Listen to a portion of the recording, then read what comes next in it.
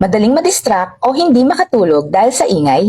Baka sign na yan ng high intelligence. Alam niyo ba, ang pagkakaroon ng sensitibong pandinig ay maaaring indikasyon ng mas mataas na antas ng intelligence? Kaya naman, ang anti-noise earplugs ay perfect para sa mga taong gustong mapanatili ang kanilang focus at peace of mind. Kayang harangan ng earplugs na ito ang nakakairitang tunog, kaya swak para sa trabaho, pag-aaral o pagtulog. Kung sensitive ang mga tenga mo at naiistorbo ka ng ingay, pwede mong subukan ng anti-noise earplugs. Ibang level ang ginhawa. Ako nga, kaya ko na mag-focus sa trabaho kahit may ingay sa paligid. Ang pinakabentahe, hindi ko na kailangang magtiis sa gabi, kaya tuloy-tuloy ang mahimbing na tulog ko. Mga pros nito, noise blocking, binabawasan ang ingay para sa mas kalmadong paligid. Comfortable material, hindi masakit kahit matagal gamitin sa tenga. Versatile, pwede sa office, bahay o travel. Reusable, matibay at madaling linisin o pwede namang i-dispose na lang dahil madami naman ito sa lalagyan, kaya sulit gamitin ng paulit-ulit. Supports intelligence, para sa mga may sensitibong pandinig, ito ang sagot sa mas maayos na pamumuhay.